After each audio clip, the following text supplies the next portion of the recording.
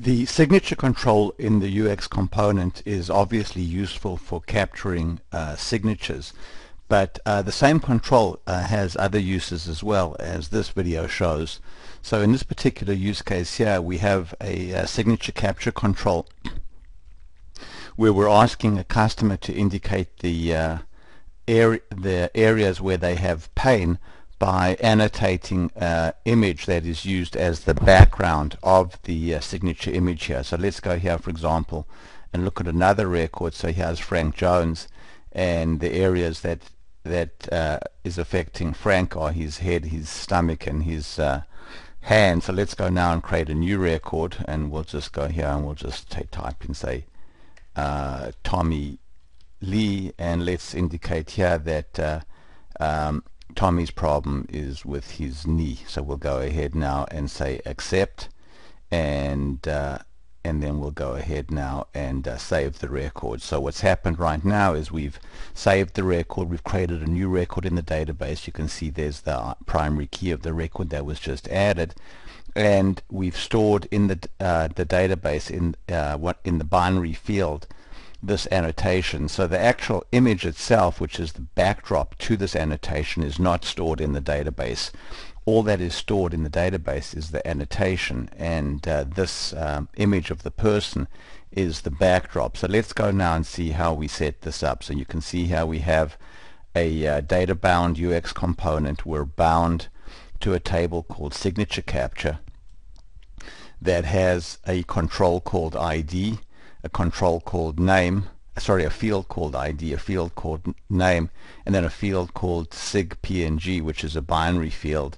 And those three table fields are bound to the corresponding controls on this UX component.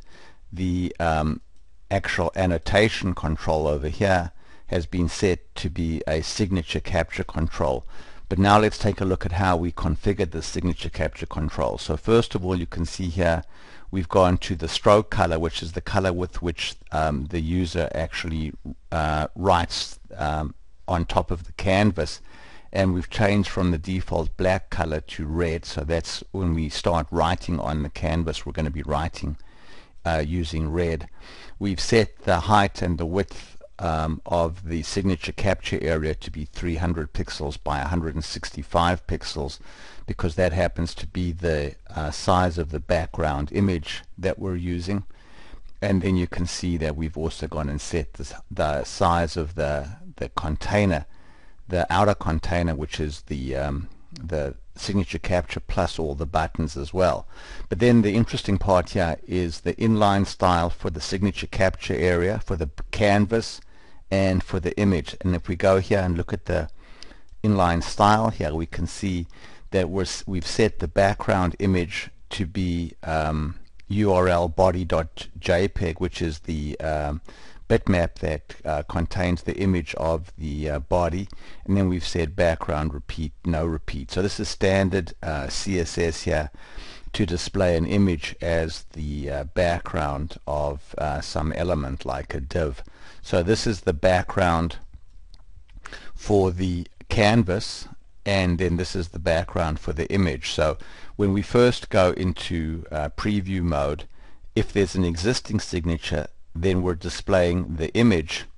So we're not displaying the canvas here, we're displaying the image, but we're still using the background, which is the actual body. So if I were to go now back, for example, to the background here and remove this code temporarily, so let's go there and remove the code. So now when we're viewing an existing record, we see the portions that were marked and saved to the database, but we don't see the background image. So the point that I'm making here is that what is stored in the database is just the annotation, not the background image. So the ability to set the background image for the canvas and also for the image that is displayed behind the annotation allows you to use the signature capture controls control in ways completely unrelated to actually capturing signatures. In this case, we're just simply capturing annotations that are displayed on top of an image. Thanks very much for watching.